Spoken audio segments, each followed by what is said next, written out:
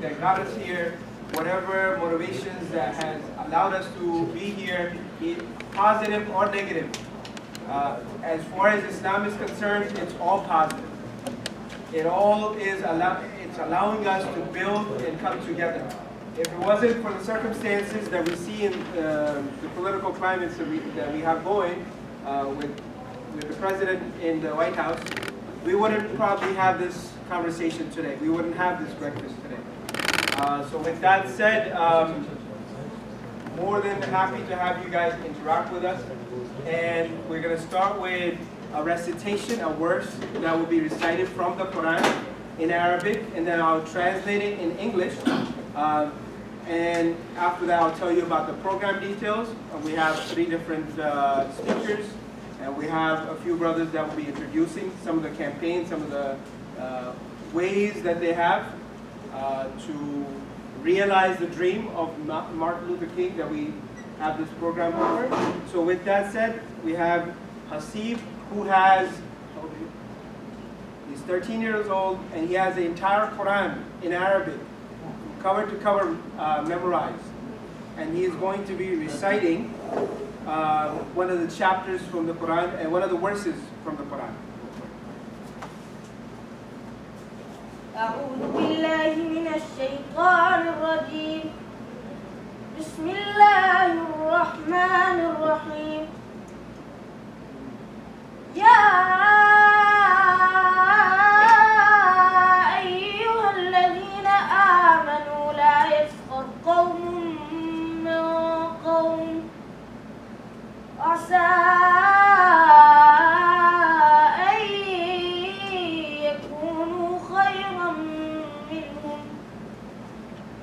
ولا نساء من نساء عسى أن يكن خيرا منهم ولا تلمزوا أنفسكم ولا تنابزوا بالألقاب بئس الاسم الفسوق بعد الإيمان ومن لم يتب فأولئك هم الظالمون يا أيها الذين آمنوا اجتنبوا كثيرا من الظن إن بعض الظن ولا تجسسوا ولا يغتب بعضكم بعضا أيحب أحدكم أن يأكل لحم أخيه ميتا فكرهتموه واتقوا الله إن الله تواب رحيم يا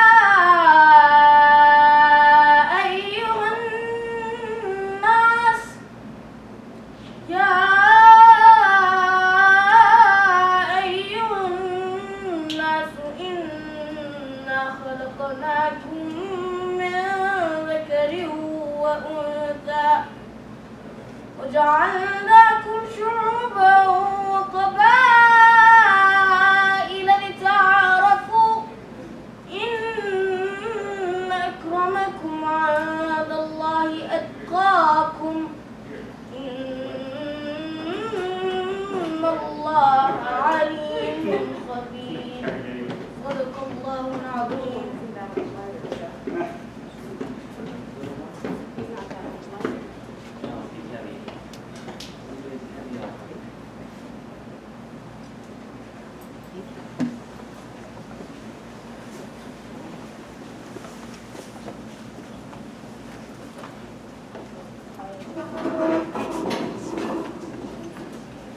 So this is from chapter 49 of the Quran, and as a gesture that if you guys would accept it, we'd like each of you to get a Quran on the way out, and you guys to read the entire chapter by yourself.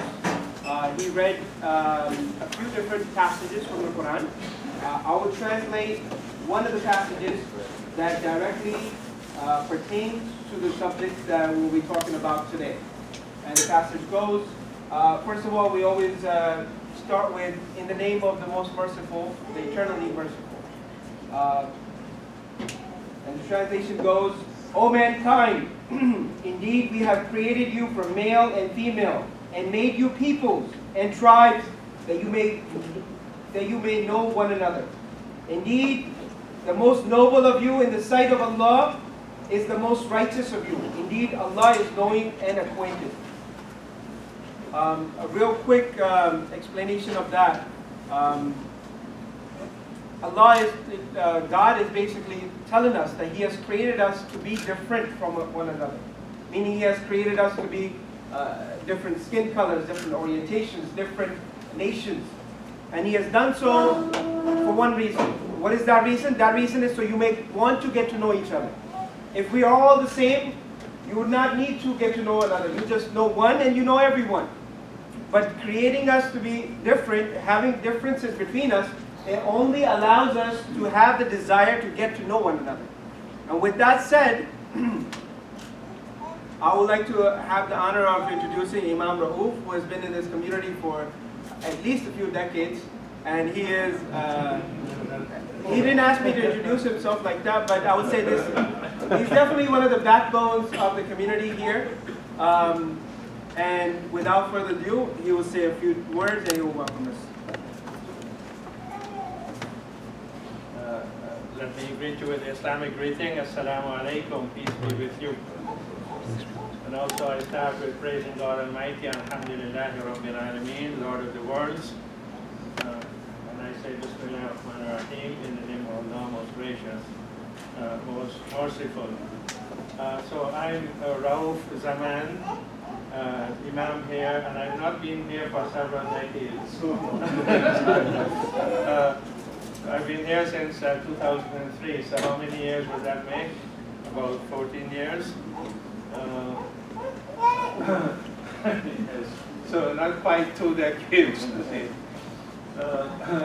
by the way, I just want to, the name of the mosque or the center that we have here, Muslim Center of Mistake, and this in Arabic is Masjid al-Nur, the Mosque of Light. You know, some time ago when we had an Interfaith program, some people were asking about this. Maybe this is a serpent. This seems to be the some a serpent with the fang here and so on. No, that is not it. This is a lamp giving light to reflect the light here in Masjid al-Nur, the Mosque of Light. So I just wanted to clarify that before you start asking that question again. And so welcome to you all. This is the first time that we're having any celebration related to MLK. And we're having it in a nice setting with our new building. Those of you who are here for the first time, welcome, and you're here in the new space. And those of you who may have been here before, this is our new space. And we hope not only to educate our children, but also to educate the community as a whole. So welcome to both Muslims as well as non-Muslims. And if we're going to have an occasion related to Martin Luther King Jr., we should know something about him. Maybe our community doesn't know much about him, and so this is perhaps a start in getting to know more about him and more about perhaps the community or the society that he comes from. And I have here from Wikipedia, the free encyclopedia, a little introduction, which I want to read here about the I Have a Dream speech. I Have a Dream is a public speech delivered by American civil rights activist Martin Luther King Jr. during the March on Washington for Jobs and Freedom on August 28, 1963, in which he calls for an end to racism in the United States and calls for civil and economic rights. Delivered to over 250,000 civil rights supporters from the steps of the Lincoln Memorial in Washington, D.C., the speech was a defining moment of the civil rights movement. Beginning with a reference to the Emancipation Proclamation, which freed millions of slaves in 1863, King observed that 100 years later, the Negro still is not free. Toward the end of the speech, King departed from his prepared text for a partly improvised peroration on the theme, I Have a Dream, prompted by Mahalia Jackson's cry, "Tell them about the dream, Martin." In this part of the speech, which most excited the listeners and has now become his most famous, King described his dreams of freedom and equality arising from a land of slavery and hatred. John Mayhem writes that with a single phrase, Martin Luther King Jr. joined Jefferson and Lincoln in the ranks of men who shaped modern America.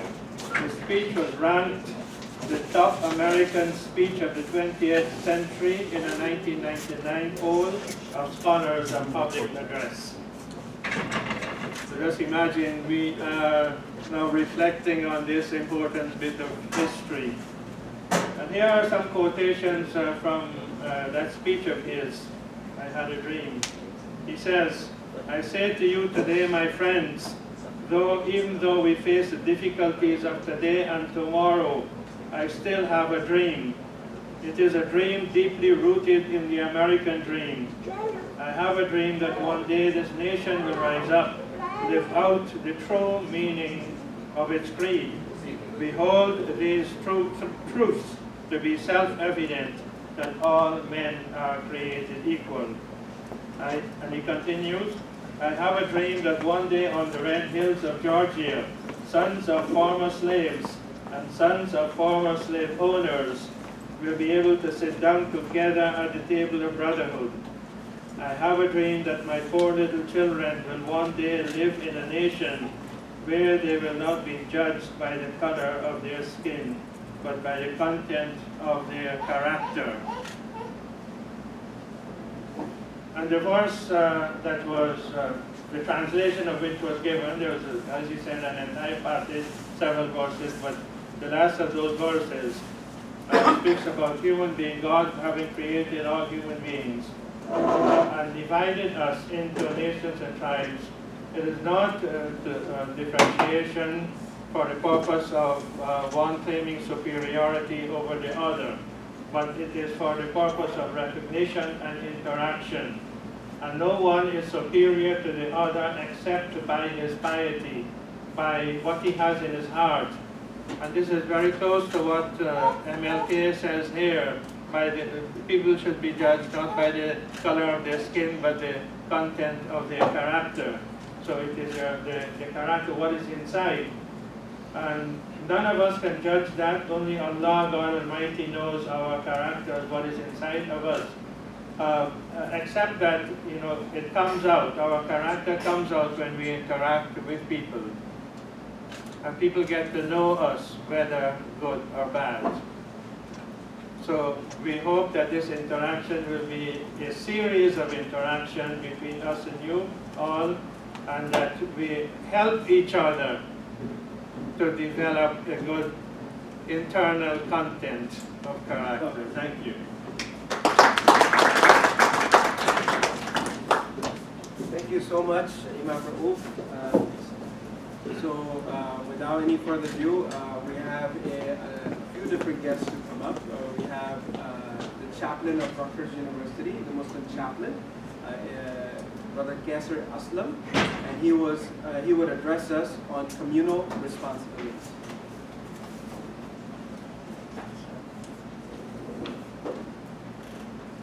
بسم الله الرحمن الرحيم. الحمد لله والصلاة والسلام على رسول الله صلى الله عليه وسلم. That is in the name of God, the most merciful, the ever merciful, and sending peace and blessings upon Prophet Muhammad. May the peace and blessings of God be upon him. What I actually wanted to come up and when I was asked to speak on this topic today, asked to speak about the message of Martin Luther King Jr. and how it resonates. And I was asked share something that how this resonates within our own tradition as well. And I actually had a really difficult time, not because there's too little overlap, but because there was too much overlap.